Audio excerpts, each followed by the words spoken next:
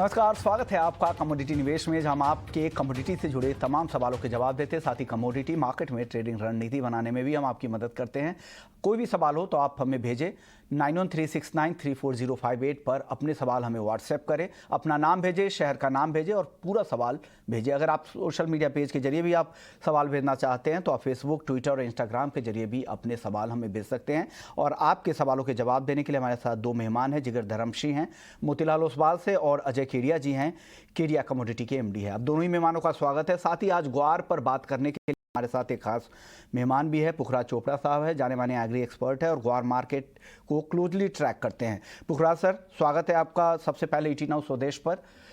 ग्वार में कई दिनों की सुस्ती के बाद आज सर खरीदारी देखने को मिल रही है, क्या लग रहा है? ये तेजी आपको टिकाऊ दिख रही है? हालांकि जो ग्वारगम के जो रेजिस्टेंस दिख रहे हैं 11,300 के आसपास, उसके बेहद करीब से जाके वापस लौट कर आया है और ऊपरी स्तरों से 1% कम भी हुई है तेजी। क्या लग रहा है आगे ऐसे कौन से ट्रिगर होंगे जो ग्वार को यहाँ से ड्राइव कर सकते हैं? जी, आज तेजी के मुख्य दो कारण है। एक तो जो मई का डेटा आया है वो 27,000 टन के लगभग एक्सपोर्ट का आया है, जो कि पिछले महीनों की तुलना में काफी ठीक है और संतोषप्रद है। और दूसरा जो मानसून की प्रगति है, जो वो धीमी है और कमजोर मानसून की प्रगति की वजह से आज बाजार में तेजी आई है।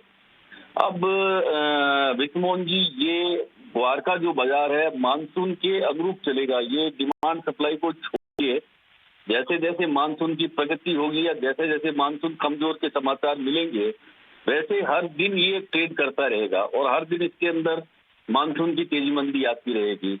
जहां तक डिमांड और सप्लाई की बात है, ये एकदम सामान्य चल रहा है लगातार। मतलब जैसी डिमांड है वैसी ही सप्लाई है, कोई नई तेजी मंदी नहीं बनी है।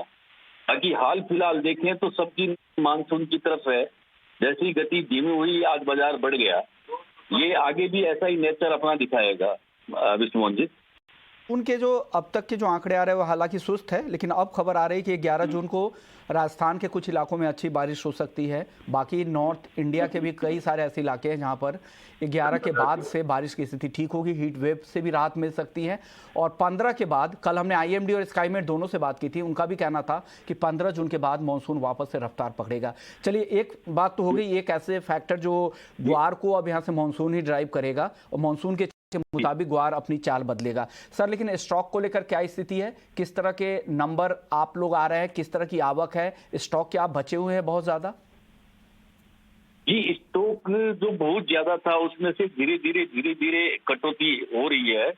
वैसे जब इसकी नई सीजन आएगी, नई सीजन के समय लगभग 70 लाख बोरी से 65 लाख बोरी के लगभग इसका स्टॉक बचा रहेगा, जिसे हम पर्याप्त नहीं मानते हैं। क्योंकि राजस्थान के अंदर लगभग पश्चिमी राजस्थान में हर किसान, हर व्यापारी कुछ न कुछ ग्वार अपने पास रखता है। ये उसको ग्वार के ट्रेड के बिना या ग्वार को रखे बिना उसको चैन नहीं है, क्योंकि कमोडिटी 10 साल तक खराब नहीं होती है। तो ऐसे में वो स्टॉक नाकाफी ही साबित होगा। तो जैसे जैसे मानसून की प्रोग्रेस के बाद में बिजाई के आंकड़े आएंगे, वो भी प्रभावित करेंगे। अभी 4 महीने तो लगभग विष्णुमोहन जी ये समझ लीजिए कि सारा का सारा खेल ये मानसून पे चला गया और मानसून के अनुरूप ही इसके अंदर तेजी मंदी आएगी। जैसा कि आप बता रहे हैं कि यदि बरसातें 15 जून से शुरू हो जाती है तो निश्चित रूप से इसके अंदर फिर तेजी रुक जाएगी, तेजी नहीं बनेगी, ये वापस बाजार मंदा हो जाएगा। सर, ये सोइंग नंबर और मानसून की चाल, ये दोनों फैक्टर्स अहम हो गए।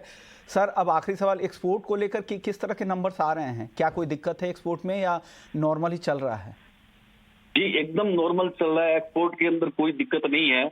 एक्सपोर्ट जो 25,000 टन 23,000 टन के लगभग चल रहा था, वो तो अच्छा है कि मई के अंदर 27,000 टन हुआ है। तो एक्सपोर्ट की तो लगभग ये बनी रहेगी। जैसी कि उम्मीद थी कि इस तरह का एक्सपोर्ट रहना चाहिए, वैसा ही एक्सपोर्ट रहेगा। हाँ, जो बहुत ज्यादा की उम्मीद थी युद्ध के कारण कि अमेरिका तेल के नए कुएं बनाएगा तो ज्यादा ये गम चाहिएगा, वैसा नहीं हुआ। पर जो सामान्य जो निर्यात होता है वो सामान्य निर्यात हो रहा है। एक्सपोर्ट के जो नंबर है वो स्टेडी है, कोई दिक्कत नहीं है एक्सपोर्ट को लेकर। और साथ ही जो आगे जो फैक्टर्स होंगे वो सोइंग और मॉनसून की चाल पर ग्वार निर्भर पड़ेगी। शुक्रिया सर, आपने वक्त निकाला हमारे लिए। अब केडिया जी भी हमारे साथ है। केडिया जी, 11,300 जो रेजिस्टेंस लेवल है उसके बेहद करीब जाके 11,290 का हाई दिख रहा है ग्वारगम का एनसीडीएक्स जून वायदा में, वहां से वापस लौटा है। क्या ये अहम पड़ाव है? इसके ऊपर कोई नए लेवल आप देख रहे हैं और किस तरह के टारगेट किस साइड ट्रेड करने की सलाह दे रहे हैं ग्वारगम में? नमस्कार शुभ जी। नमस्कार। डेफिनेटली जैसे पुखराज जी ने भी कहा कि मानसून काफी इंपॉर्टेंट रहेगा और डेफिनेटली हम देख भी रहे हैं जैसे जैसे मानसून के अपडेट आ रहे हैं इमीडिएटली प्राइजेस में इम्पैक्ट पड़ रहा है।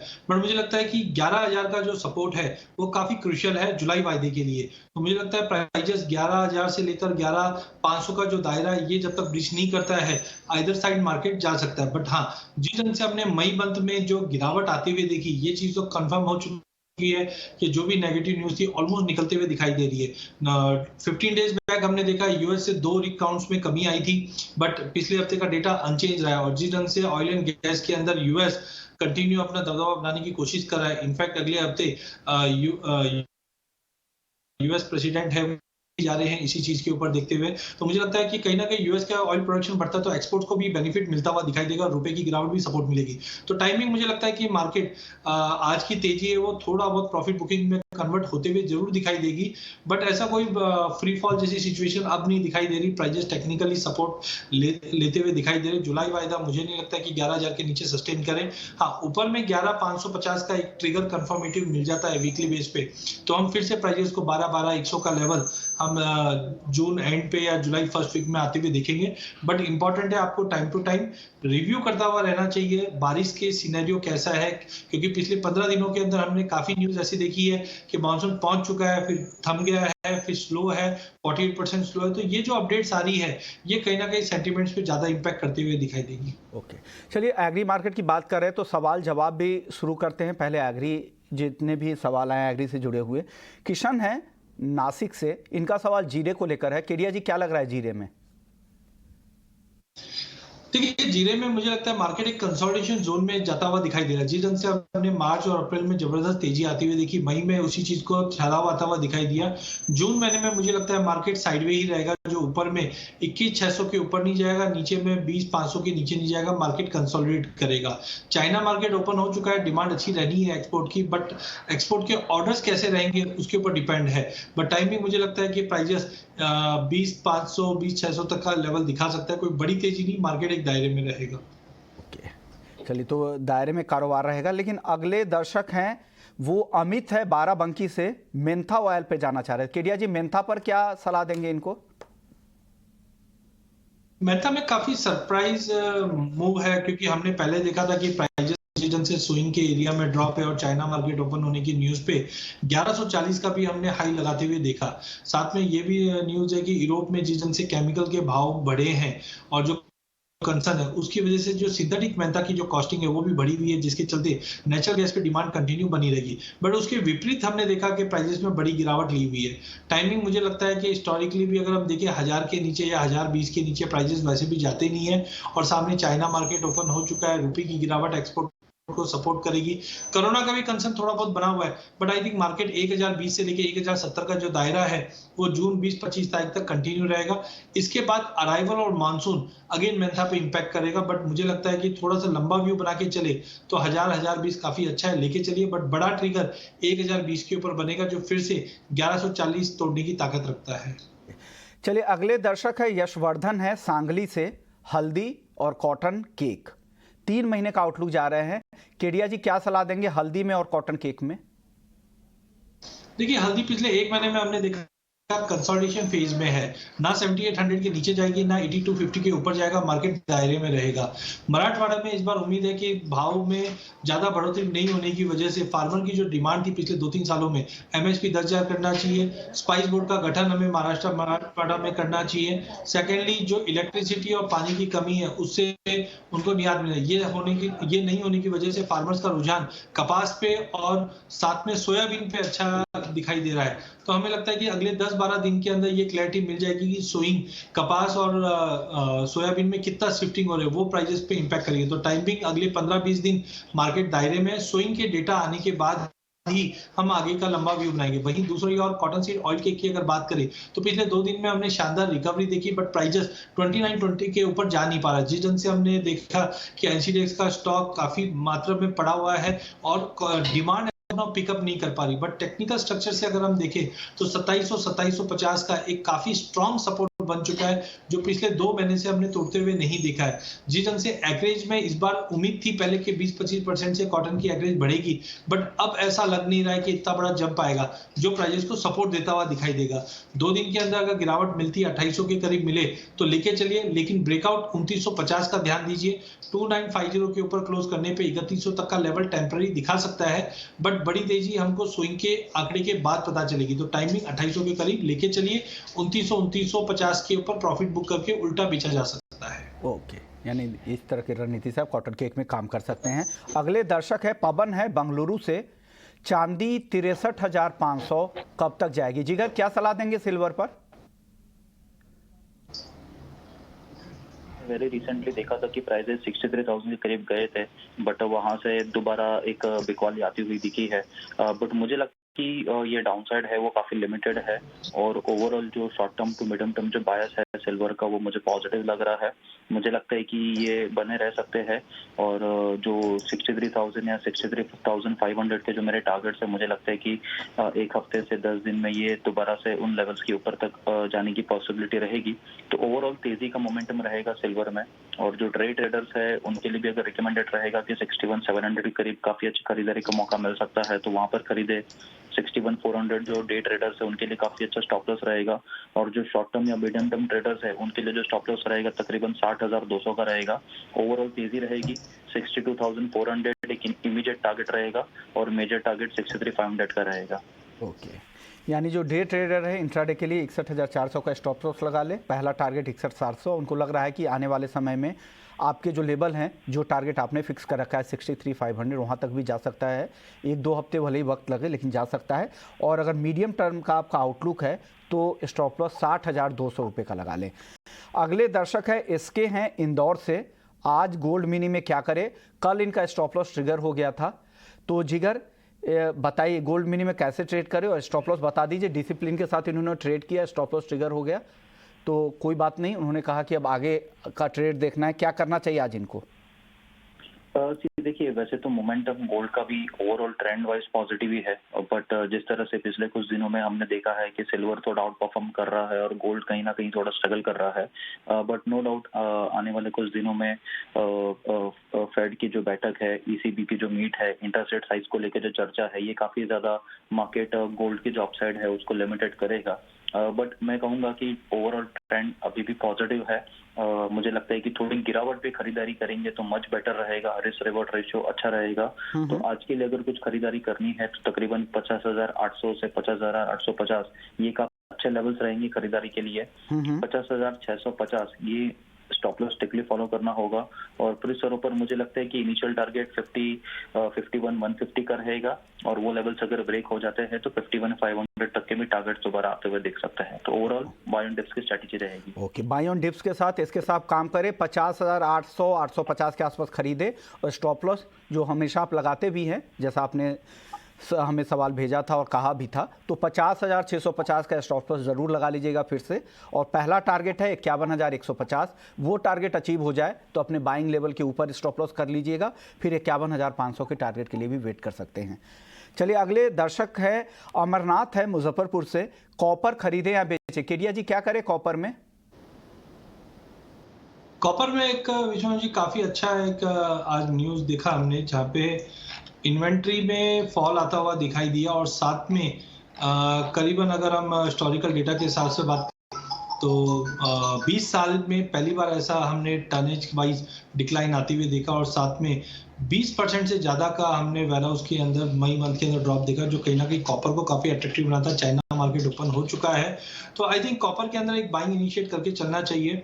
करंट मार्केट से भी लिया जा सकता है, अदरवाइज कॉपर में 786 के करीब लेके चाहिए। इमीडिएट टारगेट तो 800 798 से 800 का है, बट कहीं ना कहीं ये फिर से 820 की तैयारी कर रहा है। जिस से इन्वेंट्री डेटा में हमने जबरदस्त गिरावट देखी है, ये प्राइजेस को सपोर्ट देता हुआ दिखाई देगा। अगले दर्शक भी इवन कॉपर पर ही है, क्रिश हैं दिल्ली से, रेगुलर कॉलर है। जिगर, इनको क्या सलाह देंगे आप? सी कॉपर में मेरा भी शॉर्ट टर्म व्यू पॉजिटिव ही है। मुझे लगता है कि कॉपर में एक अपसाइड का मोमेंटम आगे आता हुआ दिख सकता है। नो डाउट वॉलेटिलिटी कॉपर में रहेगी बिकॉज फंडामेंटल्स और न्यूज ड्रिवन काफी एक्टिव है मार्केट, तो कहीं ना कहीं एक मोमेंटम रहेगी। कल हमने देखा 800 के करीब था और आज दोबारा 1% नीचे देख रहे हैं, बट मुझे लगता है कि ये जो करेक्शन आई है उसको खरीदारी का मौका लेके चलना चाहिए। 788, 87 ये अच्छा लेवल रहेगा एक एंट्री पॉइंट के लिए। 785 के बिलो अगर इंट्राडे ट्रेडर है तो 785 का स्टॉप लॉस मेंटेन करना होगा, और शॉर्ट टर्म ट्रेडर जो रहेंगे वो 782 का स्टॉप मेंटेन करके चल सकते हैं। इंट्राडे टारगेट मुझे लग रहा है 795, 97 के जोन में रहेगा, और बड़ा टारगेट मुझे लगता है कि 804 से 810 तक का लेवल दिख सकता है। तो ओवरऑल खरीदारी में रहना चाहिए कॉपर के लिए। ओके, चलिए अगले दर्शक है परवीन है सांगली से। परवीन का सवाल है सोयाबीन जुलाई तक कैसा लग रहा है? जुलाई इस अगले एक महीने में सोयाबीन के भाव किधर जाते देख रहे हैं केडिया जी? देखिए, सोयाबीन की बात करें सबसे इम्पोर्टेंट होगा इस बार का सोइंग, और जिस ढंग से भाव में हमने काफी स्टेबिलिटी देखी है, फार्मर्स का रुझान भी सोयाबीन पे, क्योंकि अल्टरनेट्स में अगर हम देखें तो कपास नो डाउट है, बट सोयाबीन के भी भाव काफी अच्छे हैं, तो आई थिंक सोइंग काफी इम्पैक्ट करेगी। नो डाउट $120 के ऊपर कच्चा तेल जाने की वजह से पाम ऑयल में तेजी बनी हुई है, अदर एडिबल में भी तेजी बनी, जिसका भी सपोर्ट है। तो अगले एक महीने की बात करें तो प्राइजेस साइडवे टू पॉजिटिव रहेगा, बट एक्स्ट्राऑर्डिनरी बड़े गेन्स मत पकड़िए, बिकॉज इस बार हम फिर से देखेंगे कि सोयाबीन की जो सोइंग है वो इस बार बम्पर रहने की उम्मीद है, क्योंकि भाव अच्छे मिले हैं। तो हो सकता है 15-20 दिन, महीना भर अगर हम इंटरनेशनल मार्केट को भी देखते हुए चले तो सोयाबीन में आने वाले दिनों में 2 से 3% की तेजी बन जाएगी। इससे ज्यादा की बड़ी तेजी मुझे नहीं दिख रही। सोइंग अच्छी रहने की उम्मीद है, जिसकी वजह से प्राइस पे दबाव बन सकता है। अगले कॉलर परवीन ही हैं, इनका भी नाम परवीन है और महाराष्ट्र से ही हैं। ये जानना चाह रहा है कि चांदी दिवाली तक कहाँ तक जा सकती है? जिगर क्या लग रहा है, दिवाली तक चांदी का टारगेट क्या दिख रहा है? जैसे मैंने कहा कि सिल्वर थोड़ा आउट परफॉर्म करता हुआ दिख सकता है आने वाले कुछ समय में, और मुझे लगता है कि सिल्वर ओवरऑल मोमेंटम तेजी का रहेगा। नो डाउट अभी भी जिस तरह का मोमेंटम ब्रेकआउट दिखना चाहिए वो अभी तक आया नहीं है प्राइजेस को देखते हुए, बट मुझे लगता है कि ओवरऑल सिल्वर में एक 70 से 72,000 के दरमियान में मुझे लगता है कि प्राइजेस वहां तक आ सकते हैं आने वाले कुछ महीनों में, दिवाली के लेवल तक। तो मुझे लगता है कि 72,500 को एज अ टारगेट लेके चल सकते हैं, और करेक्शंस में खरीदारी करने का मौका लेना चाहिए। ओके, चलिए अब अगले दर्शक हमारे पवन हैं हिसार से। ये भी रेगुलर कॉलर है और केडिया जी को हमेशा ढूंढते रहते हैं। अब पूछ रहे हैं केडिया जी आपसे सवाल ये करना चाह रहे हैं कि जुलाई तक कॉटन केक कहाँ तक जा सकता है?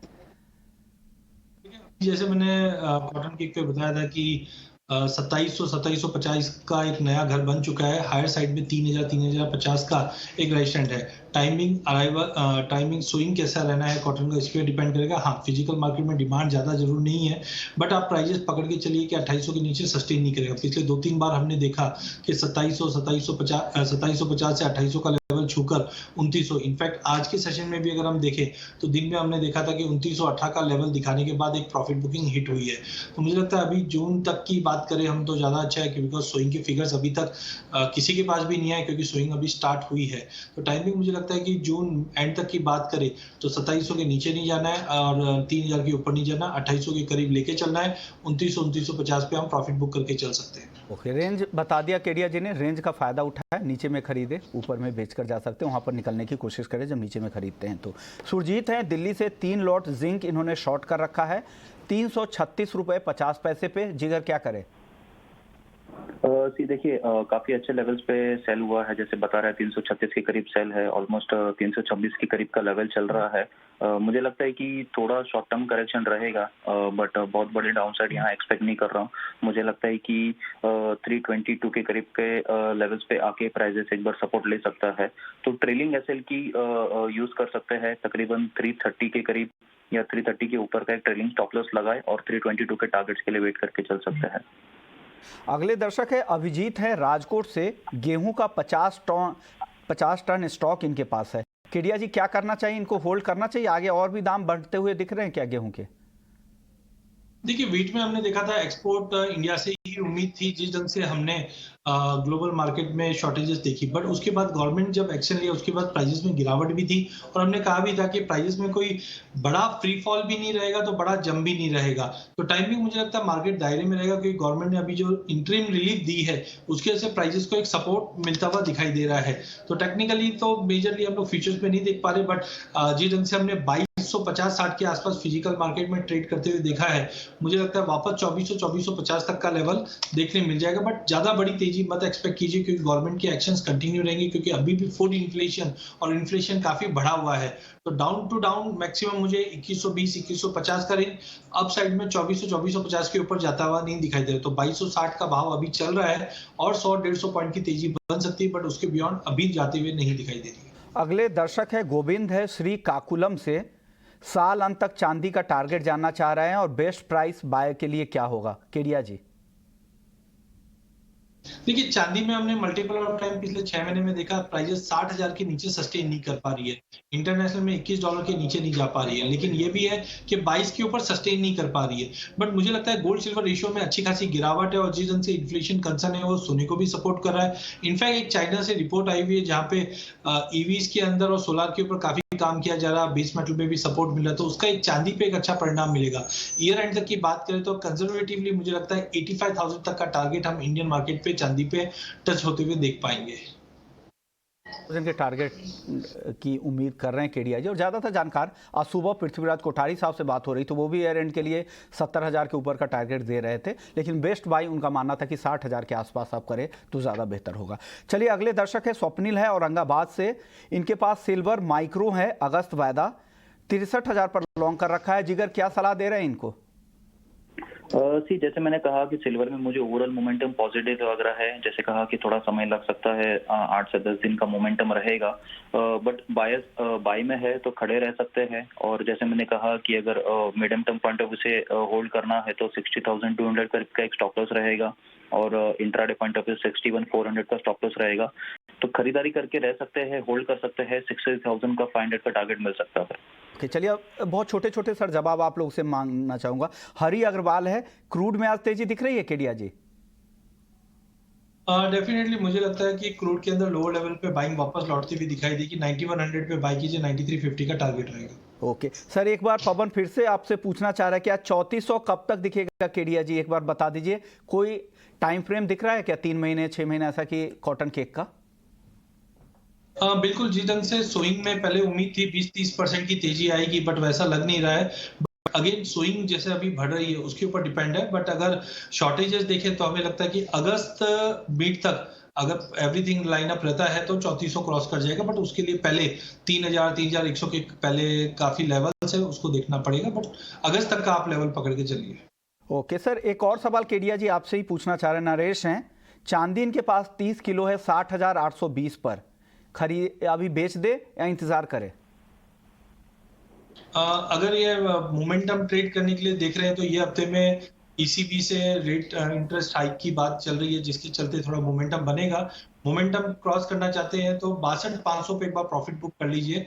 लंबे व्यू में तो मेरा व्यू तेजी में अभी भी, बट इमीडिएट में 62,500 पे प्रॉफिट बुक कर सकते हैं। अगर आप ऑप्शंस देख रहे हैं क्या? अभी नेचुरल गैस का 800 स्ट्राइक का ऑप्शन, कॉल ऑप्शन इन्होंने बाई किया है 32 के लेवल पर। बोध प्रकाश नाम है, ये गया से इन्होंने फ़ोन किया है, जानना चाह रहे थे कि क्या करना चाहिए। 800 से ही 32 के रुपए पे बाई किया है। ओके सी, मुझे लगता है कि डेफिनेटली नेचुरल गैस में एक काफी अच्छा ब्रेकआउट आया है। ओवरऑल अगर जून महीने की बात करें तो तकरीबन प्राइसेस 730 के करीब चल रहे हैं। ओवरऑल मोमेंटम अभी भी काफी पॉजिटिव है, तो एक बार होल्ड करके चल सकते हैं। मुझे लग रहा है कि टारगेट वाइज एक बार नेचुरल गैस 770 के करीब का लेवल्स दिखा सकता है, तो कहीं ना कहीं ऑप्शंस में भी मोमेंटम जरूर से मिल जाएगा। जब तक ये प्राइसेस 700 के ऊपर होल्ड कर रहे हैं, ओवरऑल बायस नेचुरल गैस का तेजी का रहेगा। कि आउट ऑफ मनी है थोड़ा सा, लेकिन अब वेट कर सकते हैं, तेजी की उम्मीद कर रहे हैं जिगर। शुक्रिया जिगर आपका, केडिया जी आपका, आप लोगों ने वक्त निकाला और तमाम सवालों के जवाब दिए। तो कमोडिटी निवेश में फिलहाल इतना ही, लेकिन आप बने रहिए हमारे साथ। ब्रेक के बाद आपके लिए होगा स्वदेश विशेष। नमस्कार।